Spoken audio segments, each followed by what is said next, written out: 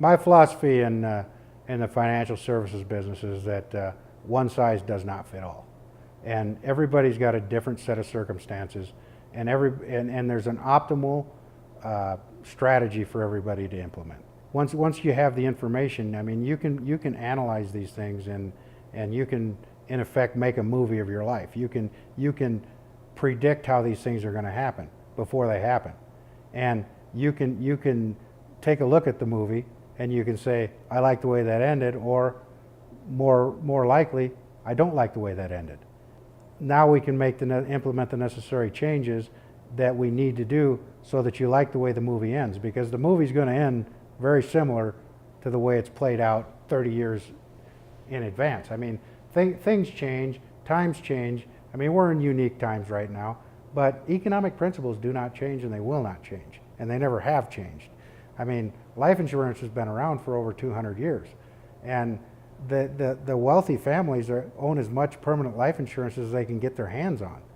And it's almost like the upper 1 or 2% are telling us to do one thing while they're doing something totally different.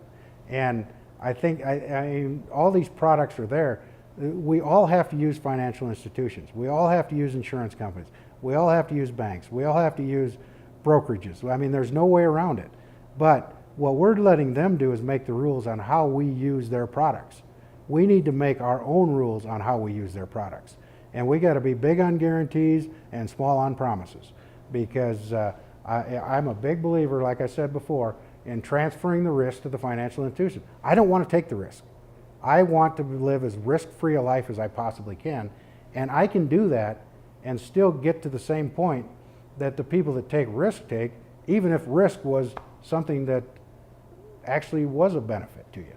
Risk has never helped anybody, you know, and I just believe if we set our own rules up, then we're going to get where we want to go.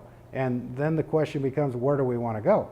Most of the financial advisors out there are, you know, talking about how much do I need? You know, how much do I desire? How much do I want?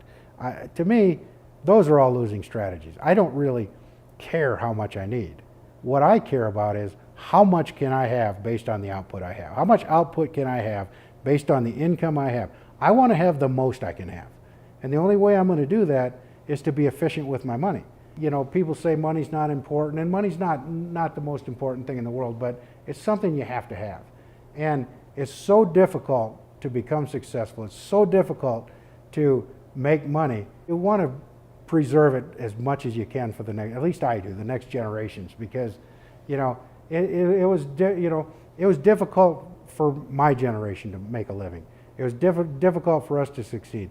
It's going to be exponentially more difficult in future generations. I don't want to squander what I've worked so hard to earn. I want to be as efficient with it, as safe with it, and have as much output as I can have on that money. And the way for me to do that is have the most permanent life insurance from the right companies that the insurance companies will give me, because they won't give me more than, I mean, there's a certain amount I can have, and I can't have any more. I mean, I'm able to insure my economic human life value and not a penny more. But I want to have that. But I don't want to have that just for the death benefit. The death benefit is the cornerstone of my financial plan, but I want to keep my money in motion. I want to keep taking advantage of opportunities as they come along. And I want to build wealth inside of my life insurance policies, outside of my life insurance policies, and everywhere that I can.